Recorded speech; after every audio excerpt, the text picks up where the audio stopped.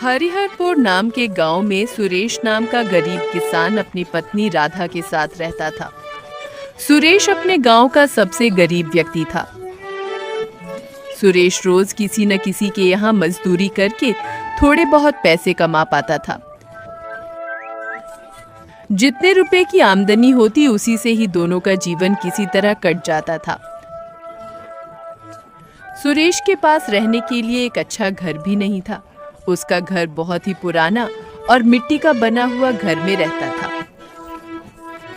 सुरेश के पास इतने पैसे भी नहीं थे जिससे वो घर की मरम्मत करवा सकता था।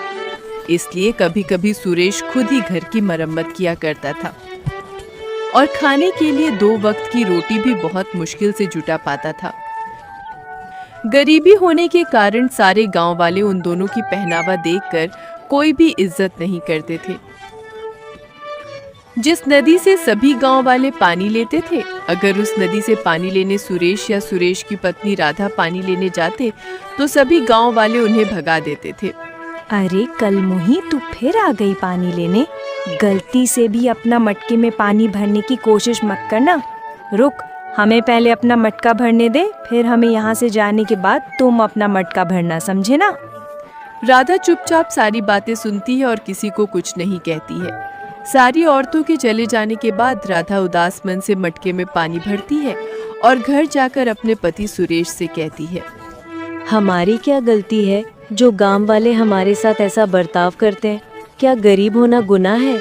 हमने तो कभी किसी का बुरा नहीं किया। अरे राधा, तुम चिंता क्यों करती हो? मैं हूँ ना। तुम देखना, एक दिन यही गांव वाले हमसे मिलने के लिए तरसेंगे।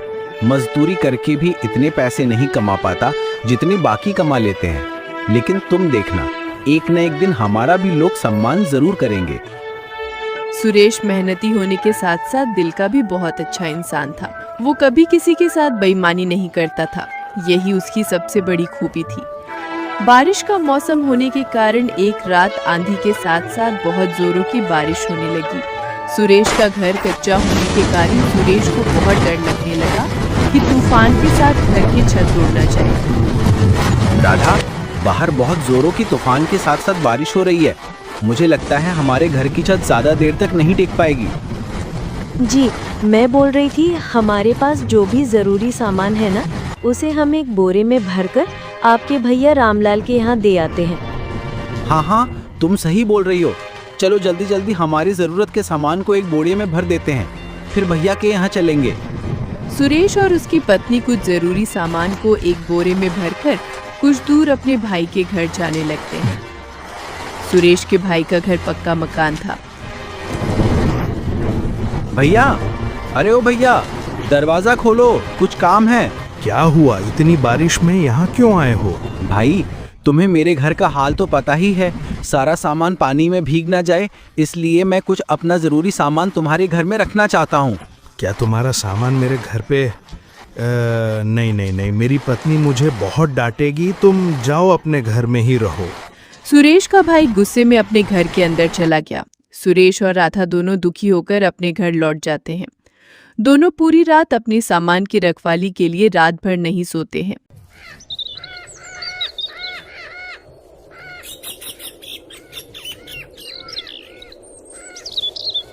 सुबह हुई, अब तक बारिश बंद हो चुकी थी। अब ऐसी बरसात के मौसम में सुरेश को एक भी काम नहीं मिल पा रहा था। कुछ महीने इसी तरह गुजर गए।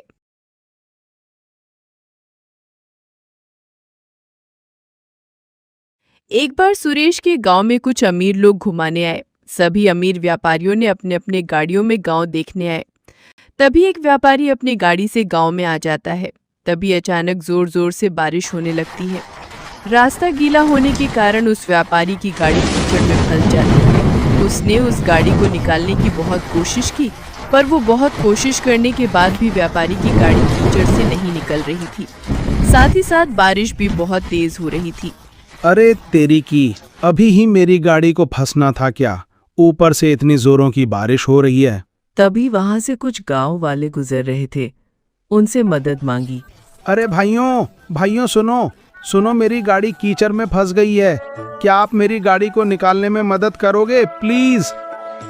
नहीं नहीं, बारिश बहुत तेज हो रही है, इतनी बारिश में हम क्या मदद करेंगे भाई। नहीं नहीं, हमसे तो नहीं होगा, तुम किसी और को देख लो, हम लोग चलते हैं। ऐसा कहकर वे दोनों वहां से चले जाते हैं। लगातार बारिश हो रही थी। व्यापारी सभी को आवाज लगाकर बुला रहा था। भाइयों, मेरी मदद करो, मेरी मदद करो। अरे भाई, कोई है क्या आसपास? मेरी गाड़ी कीचड़ में फंस गई है, इसे निकालने में मेरी मदद करो। भाइयों, मेरी मदद करो। लेकिन सभी गांव वाले उसकी मदद करने से इनकार कर रहे थे। तभी सुरेश सभी जगह से काम की तलाश कर निराश होकर उसी रास्ते से घर लौट रहा था। तभी उसने देखा कि एक व्यापारी की गाड़ी कीचड़ में फंसी हुई है और व्यापारी मदद के लिए लोगों को आवाज लगा रहा है। उसे देखकर सुरेश गाड़ी के पास आया। साहब, क्या मैं आपकी गाड़ी निकालने में कुछ मदद कर सकता हूँ क्या? हाँ हाँ, बिल्कुल भाई, बिल्कुल बिल्कुल। मैं तो तभी से लोगों को मदद के लिए आवाज दे रहा हूँ, कोई मदद करने को तैयार ही नहीं है। ऊपर से ये भारी बारिश ने दिमाग खराब कर रखा है। अच्छा, मैं गाड़ी के अंदर बैठकर गाड़ी को आगे बढ़ाने का प्रयास करता हूँ, तुम गाड़ी को पीछे से धक्का देने की कोशिश करो। साहब, इसके पहिए कीचड़ में अंदर तक धंस गए हैं, मैं पीछे से धक्का देता हूँ, आप गाड़ी को निकालने की कोशिश करें। थोड़ी मशक्कत के बाद गाड़ी कीचड़ से बाहर निकल गई। गाड़ी थोड़ी आगे तक गई। सुरेश गाड़ी को देख रहा था। तभी अचानक से गाड़ी रुक जाती है और गाड़ी से व्यापारी उतरकर सुरेश के पास जाता है। भाई, तुम कौन हो? मेरा नाम हरिदास है, मैं शहर में व्यापार करता हूँ। सुरेश उस व्यापारी को देखकर घबरा जाता है। जी, मेरा नाम सुरेश है, मैं कई सालों से इसी गांव में रह रहा हूँ। अच्छा, वैसे तुम बहुत अच्छे इंसान लगते हो।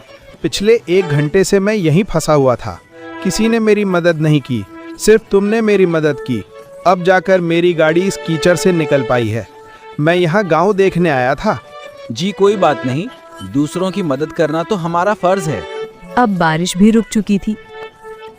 अच्छा साहब, अब मैं चलता हूँ। रुको सुरेश, मुझे अपने घर नहीं ले जाओगे क्या?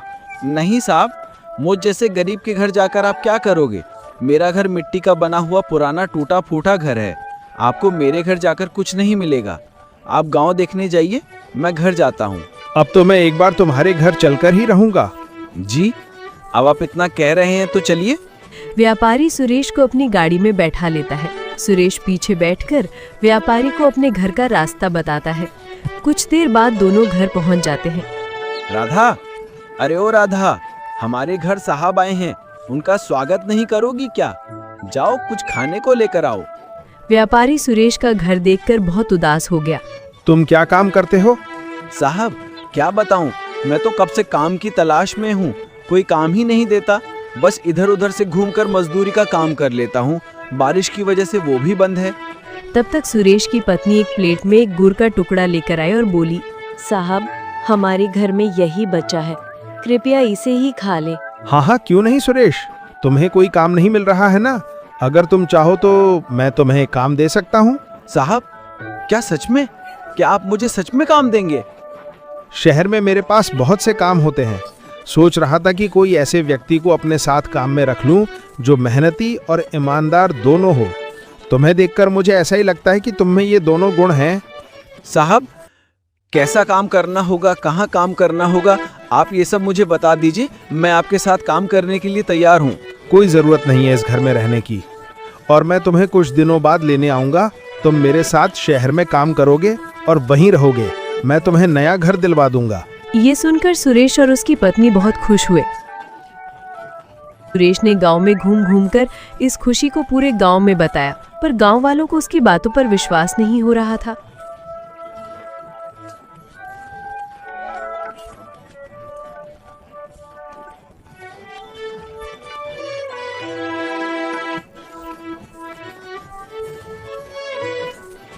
कुछ दिन बाद व्यापारी अपनी गाड़ी से सुरेश के घर आया। सुरेश, सारा सामान तैयार है ना? चलो चलते हैं। सुरेश और उसकी पत्नी राधा पूरा सामान लेकर व्यापारी के गाड़ी में बैठ गए।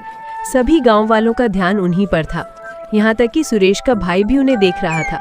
गाड़ी चल पड़ी। व्यापारी सुरेश और उसकी पत्नी राधा को शहर लेकर आ गया। उसके बाद उन दोनों को रहने के लिए एक अच्छा सा घर दे दिया। सुरेश सारे काम अच्छे से समझ गया था। अब वो व्यापारी के साथ काम करने लगा। सुरेश का घर बहुत सुंदर था।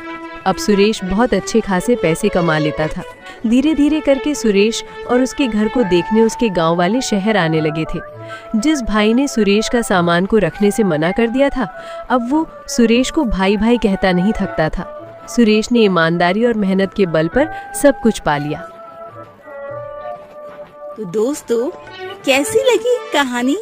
अगर अच्छी लगी हो तो चैनल को सब्सक्राइब करें, वीडियो को लाइक जरूर करें और हाँ, अगर आप अपने नाम का कहानी बनवाना चाहते हैं तो नाम और उम्र कमेंट करें।